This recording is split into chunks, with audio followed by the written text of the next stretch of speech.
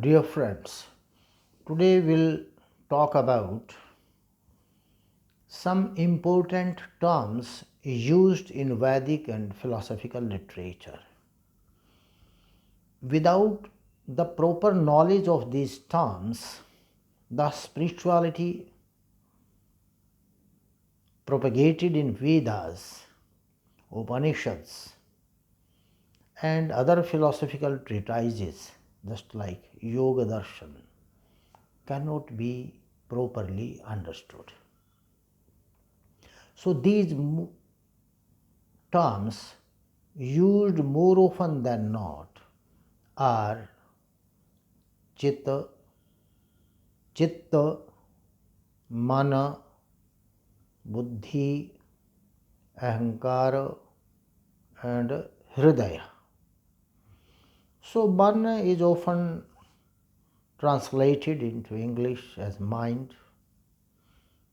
Chitta often translated as consciousness, and Chitta with a double T, that is translated as some type of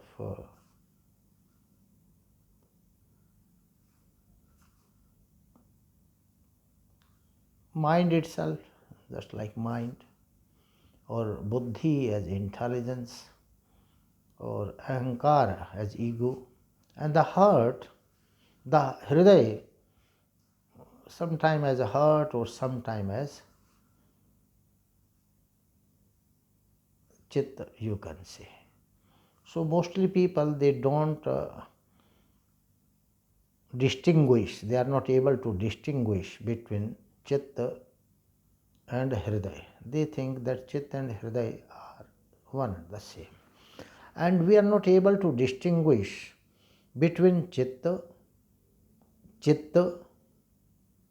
that is also quite confusing. And based upon this, Chitta and Chitta, one Chit is with single T and second Chitta is with double T. So we are not able to distinguish between these two terms. So if you want to proceed or if you want to learn any Shastra, so it is important for us to know the basics or the technical terms of that Shastra. And that those technical terms, in fact, are the doors to enter into the field of that Shastra. If you don't know the technical terms and you want to just visit that Shastra, it won't be possible. You will get confused. So these are the technical terms. And these technical terms needs to be understood properly instead of trying to understand them through translations. In fact, translations are often misleading. Nothing. The Vedic, this is the greatness of Vedic philosophy. It's very complex. The Vedic system or the philosophy is very complex. Everywhere technical terms have been used. And today I find the most of the scholars, they are studying the Shastras or Vedas without knowing the meaning of those technical terms. By translations, we are not able to understand it.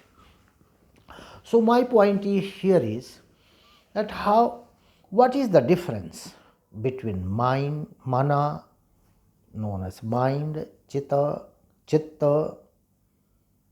buddhi, ahankara, and hridaya? You might have heard that some person is applying his head, not the heart. But try to apply your heart.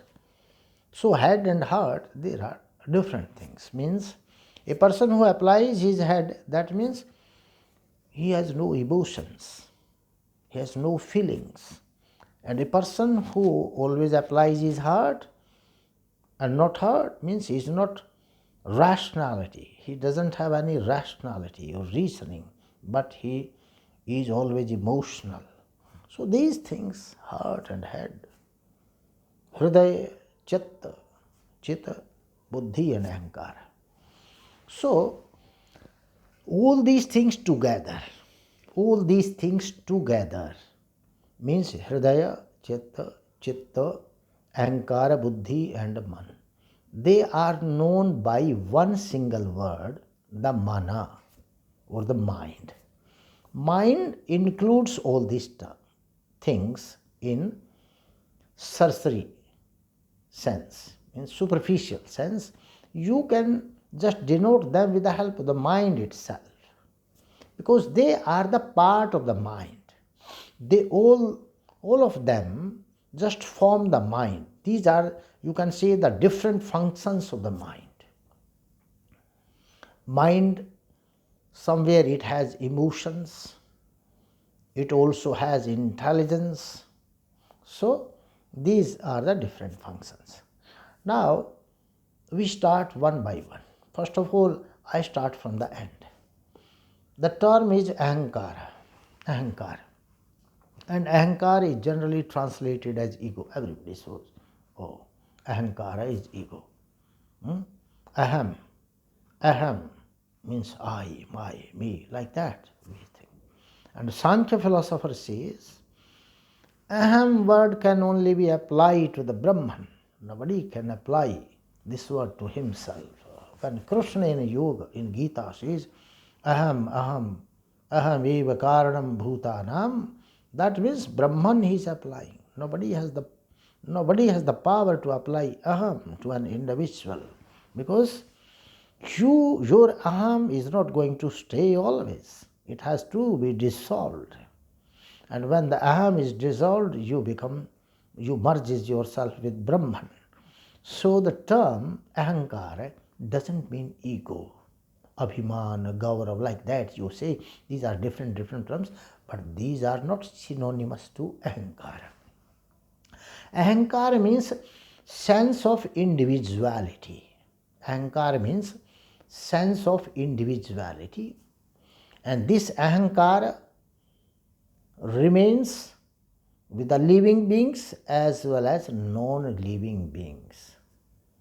When the Prakriti was evolving according to the Sankhya philosophy, Prakriti Mahana, first of all the Mahat Tattva evolved from Prakriti. What is this Mahat Tattva? And Mahatu Ahankara. And from Mahat Tattva this Ahankara came into being at the second number itself. Mahat Tattva is the entire this energy that is prevalent in the whole universe. The sunlight, this light factor or energy, this is the Mahata Tattva, because it was expanding widely everywhere. Then after that, this Mahata Tattva itself, immediately after it was formed Ahankara. Ahankara means individuality. There are individual stars, there are individual planets, there are individual satellites. You call them individual. Oh, this is satellite of Earth, this is satellite of Jupiter, this is our star, this is another star, these are thousands, millions of galaxies. Means Vishesha. These are the specific one. Suppose a potter makes so many pitchers or pots, and on a particular pot he does some designing. So that particular pot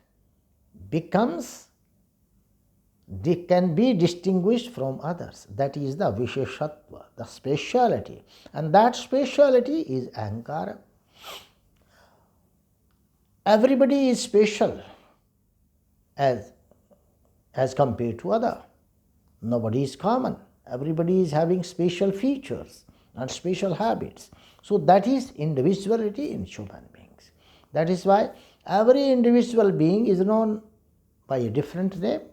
Someone is a Krishna, someone is Usha, someone is a Santosh, someone is a Ravi Prakash, someone is Rama, Krishna, like that. So this individuality, this speciality in you, that is known as Ahankara. So Ahankara is not the ego, what we generally translate. After Ahankara comes Buddhi. Buddhi is the intelligent part of the mind, and it is defined in the philosophical treatises as Adhyavashayatmika Buddhi. Buddhi means it gives you it determination, determines a particular knowledge. Oh no, this is this one. A particular knowledge it gives you. If you have any doubt, then the Buddhi applies reason and it reaches to some conclusion, and that conclusion verification, Adhyavashayatmika. That function of verification, that is Buddhi, intelligence you can call it. And after that, we have the word Chitta and Chitta. These are very, very misleading terms, confusing. One Chitta with single T, another with double T. The first Chitta and the second Chitta, there's a lot of difference. Chitta means Chetana, mind. Chit means mind, empty mind, without any impressions of this visible universe, visible world. There's no impression. It's very clear, purged mind, purified mind. That is Chitta. Means Chitta is the mind which has no impressions of the outer world, this visible world or material world. That Chitta has only one sanskar, no sanskar. I will start talking as a sanskar. It has no sanskar of the visible world, but it has only one sanskar. That is the sanskar of Ahankara. Ahankara means I am the individual, I am the special one. That is why I have come on the earth. That is why I have taken the birth. Or if this Ahankara, the sanskar of Ahankara is not there in your mind, then I would have merged with the Brahman. You would have merged with the Brahman. So for the final moksha, for the Videha moksha, that is known as Videha mukti, I will explain these terms in some another lecture because it will become too big a lecture. The sanskar of Ahankara is only there. So by that sanskar of Ahankara, we have been born as an individual being. But when the sanskar of this drishya jagata, this visible world, will be impressed in your mind will become full of sanskara. Then your mind will not remain as Chitta. It will become Chitta with a double T. Chit means clear mind, no sanskar of the visible universe. Chitta means mind full of information from this visible universe, visible world, full of information. Information blast is there. What happens when your mind is full of information of the visible world? It cannot stay at one place calmly. It becomes fickle. It will start running from pillar to post. And when Chitta is there, there is no sanskar of the visual world. Your mind is calm, stable, peaceful, without any distress, without any stress.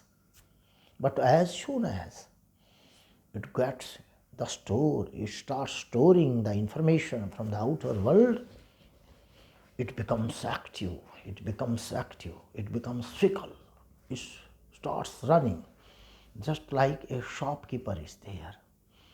If he has nothing in his shop to sell, he will sit still, there's no problem with him.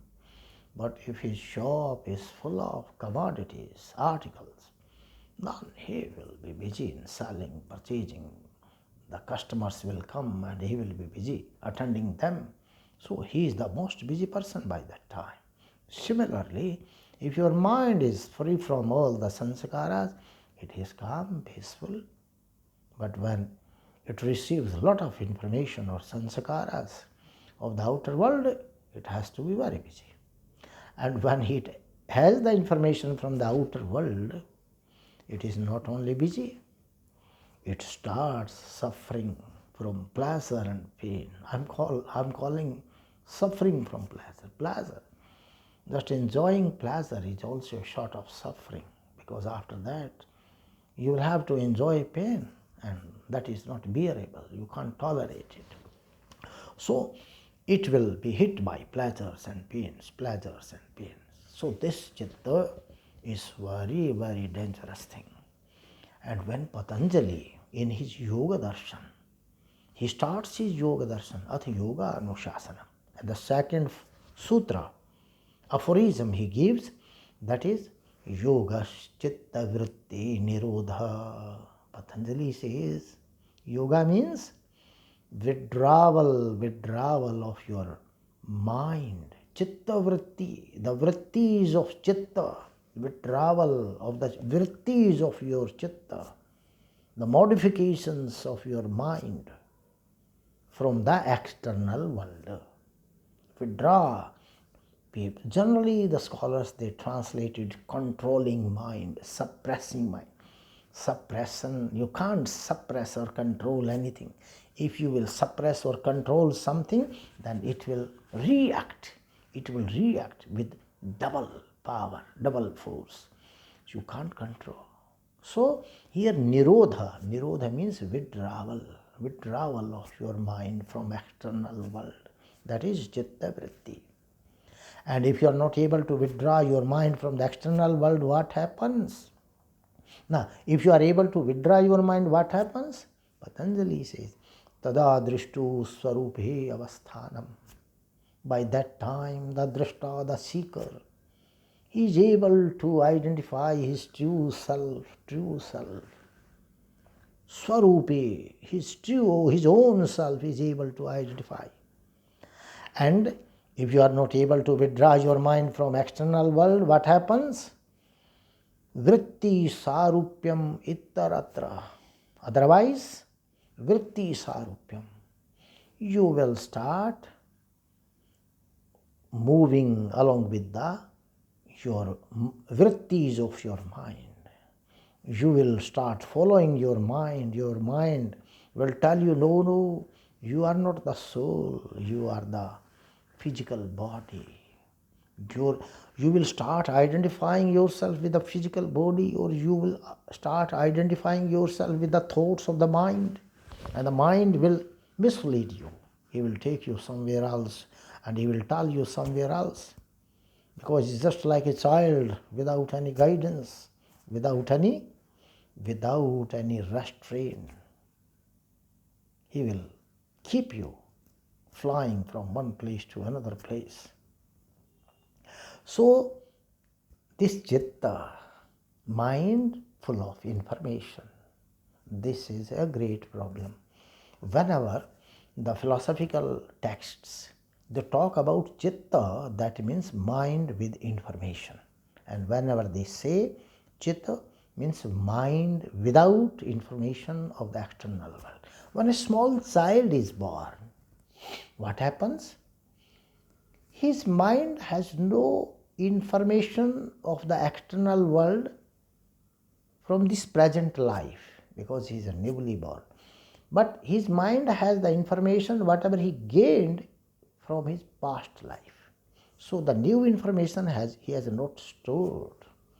So when a child is born and you are able to train him properly, he may get rid of this problem of information, IT. Today is the age of IT, information technology. What type of information you are getting from outer world, external world information we are getting all the way. IT blast, boom is there. And what this information from the outer world, what it is called by the seers of the Upanishads and the Vedas, they call it avidya. The knowledge of the external world, this drishya jagata, this visible world, is known as avidya. And the knowledge of the spirit, the Brahman, that is known as vidya. The knowledge of this outer world is known as ajnana, ignorance. Ignorance is not the absence of knowledge. Ignorance means the knowledge of this drishya jagata, outer world. And when you realize the self or you realize the Brahman, then your knowledge is known as a jnana, information, right information of the Brahman. Ajnana, information of the external world. So all the people, IT people, this IT boom, everything, they are doing ajnana and avidya. So this knowledge, this chitta, full of IT, full of information, technology of the outer world, is ajnana. So it will keep you wandering from one place to another place. You won't find any peace. You will always be in distress and stress. So the words we must understand whenever they are used. When he says chitta, that means chit, mind full of information. When he says chitta, means mind without information of the external world. Similarly, the Hridaya is there. Hridaya, we associate the heart with the emotions. This heart is not the heart that pumps blood in your body, but that chitta, chitta with a double T. This is the Hridaya. Means it stores all emotions, this chitta, because it stores all information from the outer world. So it has all the bad factors, raga, dvesha, enmity, attachment, detachment, everything it has, pleasure, pain, because it functions. It has so many vrittis. There are 5 vrittis, vrittayaha, panchatayaha, klishtaha and aklishtaha. Some of the vrittis, they are painful, some are pleasurable. And those vrittis, pramana, viparyaya, nidra. Nidra means sometimes you are without awareness, you are not aware. Even while awake, you are sleeping. Sometimes you have viparyaya. Viparyaya means you have the false knowledge. You don't have the actual knowledge. The truth is something else, but you have taken it for something else. So you have viparyaya. So these are the vrittis. They are keeping you wandering. But because Yoga Darshan is a separate subject, I'll deal with it in different lectures. So mana is the combined name of all these things. And the man has been defined in the Shastra as sankalpa vikalpatmakam manaha. This man is sankalpa. Sankalpa means it stores some ideas. It gains some idea, but vikalpa. At the same time, it conceives some alternate idea. It's not stable. It conceived some idea, at the same moment it conceived some alternate idea. So sankalpa, vikalpa. There is no fixation, and that determination, the fixing factor is buddhi. It fixes the things.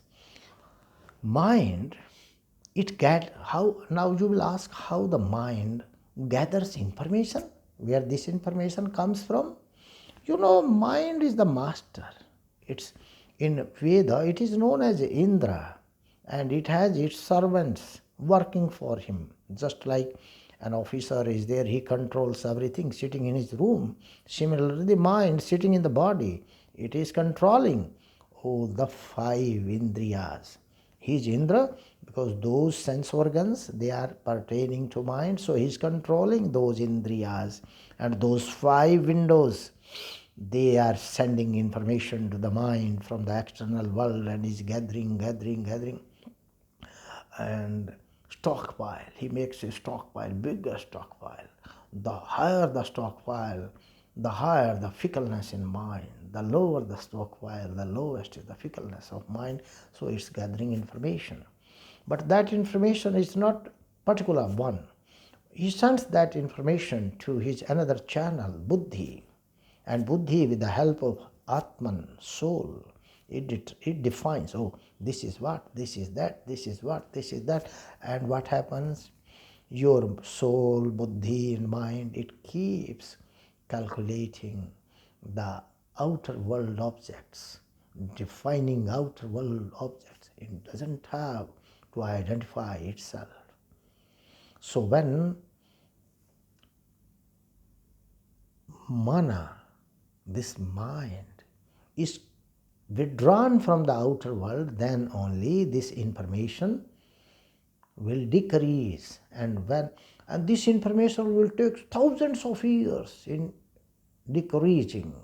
If you will do efforts for thousands of births, then it will diminish. And after that, your emptied mind will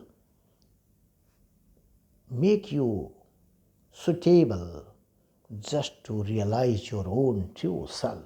Like, I'm not this outer world, I'm not the part of this outer world. I'm just a spirit, I'm the part of the Brahman. I have to merge with the Brahman. So this is the whole thing, these terms. So based upon these terms, we will again elucidate certain issues that have occurred in our philosophy. Janma mukti, jivana mukta, videha mukta, moksha, chidakasha, chittakasha, mahakasha. These are more scientific technical terms, and I think I will explain all these terms in the next lecture. Thank you.